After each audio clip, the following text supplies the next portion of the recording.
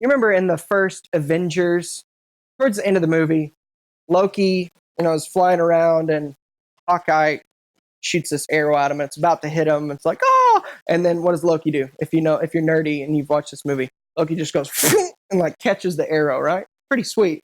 Well, then it blows up and it throws him onto, the top tower, and he goes in there, and then the Hulk kicks him through the window, and things are starting to happen. And Loki, who is this god, little g god from another world, I don't know all this stuff as well as some of you guys.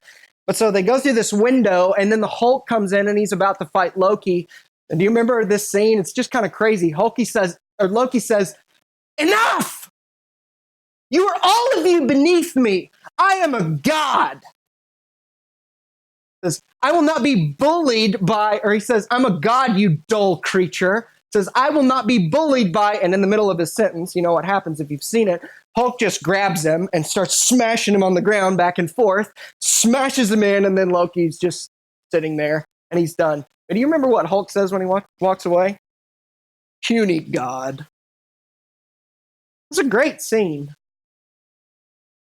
Loki is very much proven in that scene, though. "I'm a god. You're all of you beneath me." And Hulk just goes, smash.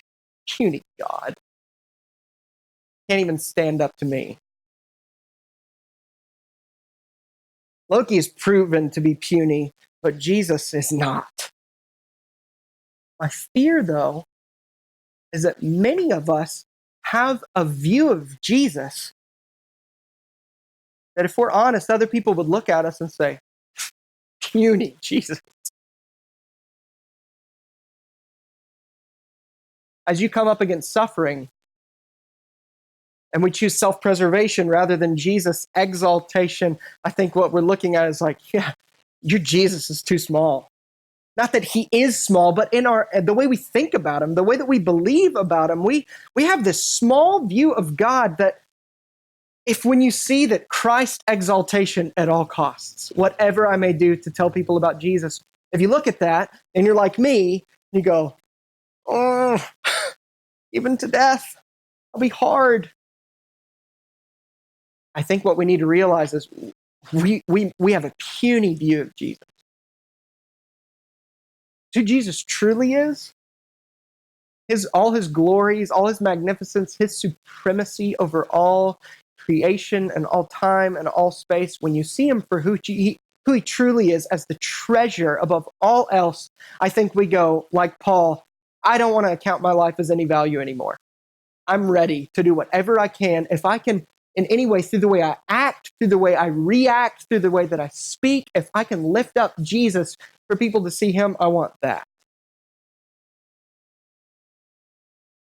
What we need, if we're gonna battle this if Christ's exaltation is gonna beat self-preservation, we are going to have to constantly be in the Word.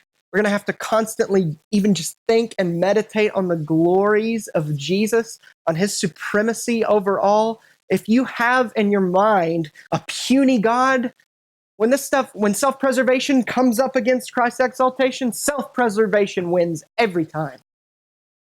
Friends, if you will warm your heart by meditating on who Jesus is, who he truly is, you will be able to say, "To live is Christ,